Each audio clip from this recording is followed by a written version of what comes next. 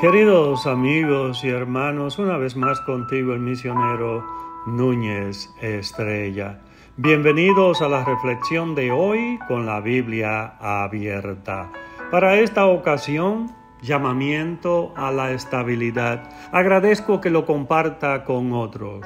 Recuerde visitar y suscribirse a mi canal de YouTube, Dr. Núñez Estrella. Y no se olvide de activar la campanita para que le lleguen todos los temas de medicinas o mensajes bíblicos. Todo para la gloria de Dios. La reflexión bíblica de hoy la encontramos en 2 de Tesalonicenses, capítulo 2, versículo 1, 2 y 3.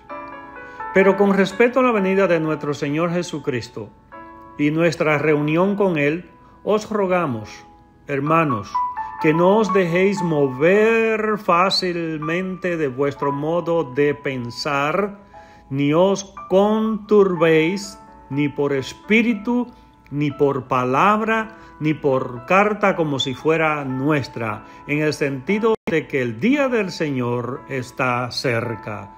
Nadie os engañe en ninguna manera, porque sin que antes venga la apostasía y se manifieste el hombre de pecado, el hijo de perdición. El apóstol Pablo emprende la tarea de corregir un malentendido que había surgido en las mentes de los santos respecto a la venida de nuestro Señor Jesucristo y el día del Señor.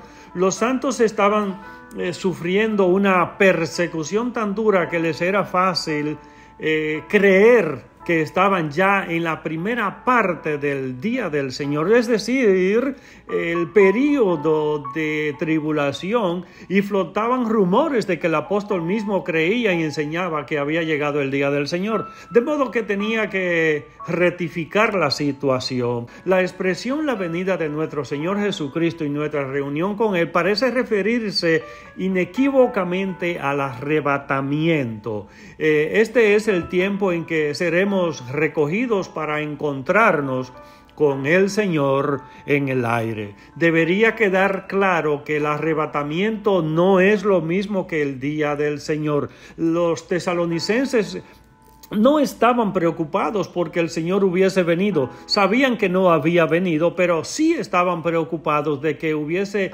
comenzado el día del Señor. La intensa persecución que estaban soportándoles hacía creer que estaban en la tribulación, la primera fase del día del Señor. Sin embargo, si nosotros nos trasladamos hoy al día de hoy, nosotros podemos también escuchar y escuchamos que hay muchos lugares donde hay persecución, y hay lugares que hasta los templos lo están cerrando, y esto sería una persecución, y diríamos lo mismo que los tesalonicenses. Pero había estado circulando rumores de que el mismo apóstol Pablo había dicho que había llegado el día del Señor. Lo mismo que la mayoría de los rumores eran muy confusos, y una versión indicaba que Pablo había recibido la información por espíritu, es decir, por revelación especial. Y según otra versión, las nuevas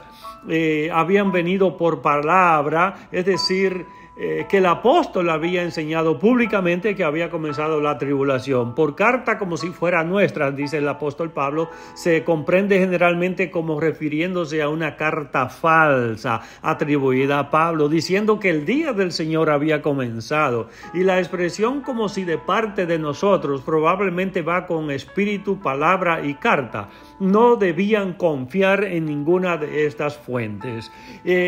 Precisamente en el versículo leído, el 3, el apóstol explica por qué no podían estar ahí en aquel día. Hay unos ciertos acontecimientos que han de suceder primero. Después del arrebatamiento, estos acontecimientos comenzarán a suceder. Primero, la apostasía. ¿Y qué significa esto? Solo podemos suponer que se refiere a un masivo abandono del cristianismo, a un rechazamiento positivo de la fe cristiana, y precisamente también eso lo vemos hoy y nos damos cuenta en las iglesias hoy en día, hay un dormir espiritual. Hay muchos hermanos que ahora con la tecnología, después de la pandemia, que estando en la casa se conectan para escuchar un mensaje y no quieren moverse, no quieren ir a congregarse, que es un mandamiento de congregarnos y compartir los unos con los otros. Así que también en estos tiempos se está viendo y se escuchándose todo lo que está sucediendo de apostasía, de un enfriamiento que hay. Luego aquí también surge una gran figura mundial en cuanto a su carácter, según este pasaje leído de Segunda de Tesalonicenses en estos primeros versículos, es el hombre de pecado o de iniquidad, es decir, la encarnación misma del pecado y de la rebelión. En cuanto a su destino, es el hijo de perdición y está sentenciado a condenación eterna. Las escrituras contienen muchas descripciones de importantes personajes que surgirán durante la tribulación, y es difícil saber cuándo diferentes nombres se aplican a la misma persona. Algunos comentaristas creen que el hombre de pecado será un anticristo judío, otros enseñan que será la cabeza gentil del imperio romano, reavivado. Sea lo que piense quien sea, debemos tomar esto en serio y afirmar nuestra fe en el Señor Jesucristo. El hombre de pecado ha recibido una intrigante variedad de identificaciones a lo largo de los años.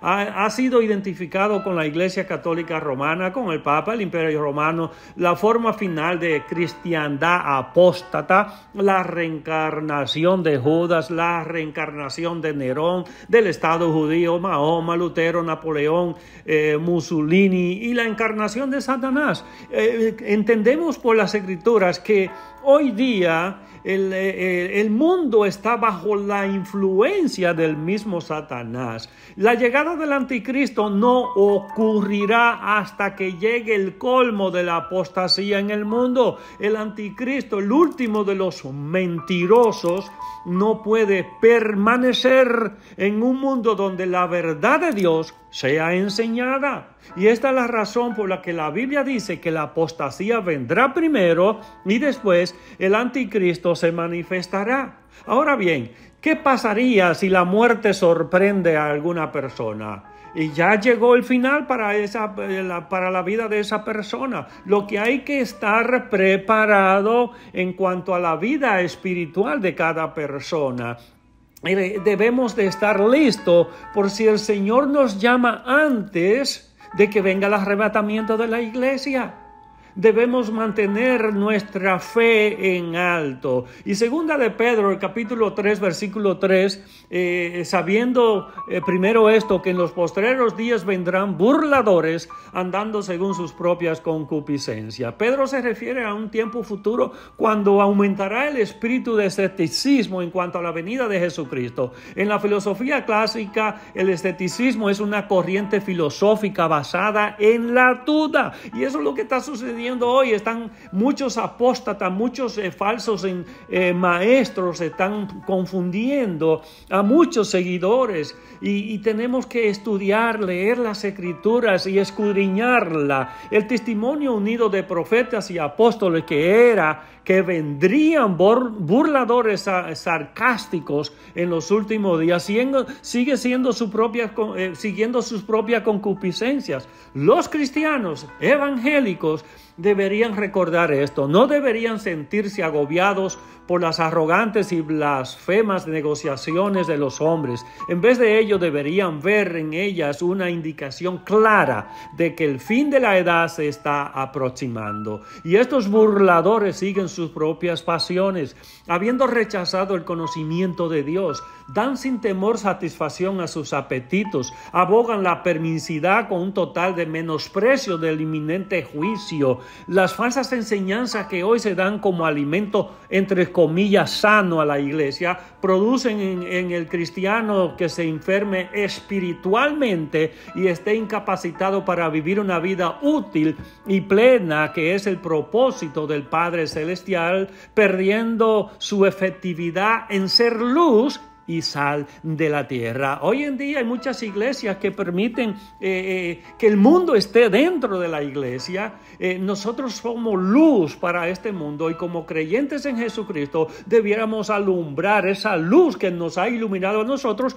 También nosotros alumbrar hacia afuera. El diablo logra a propósito, usando a sus falsos maestros, apóstoles y profetas, que distorsionando la verdad de Dios revelada en su palabra santa y presentando medias verdades con mentiras incluidas, doctrinas de hombres y demonios como nuevas revelaciones del cielo, envenenan a la iglesia día a día, o que simplemente usa enseñadores confusos sin entrenamiento ni preparación bíblica, que caen en errores doctrinales por mala interpretación de los textos por falta de estudios serios en su currículum ministerial. Sin lugar a dudas, necesitamos más maestros bien entrenados y llenos del Espíritu Santo, a más discípulos dispuestos a aprender y más recursos bíblicos en nuestras bibliotecas. Al enseñar o hablar de la sana doctrina hay que primero vivirla,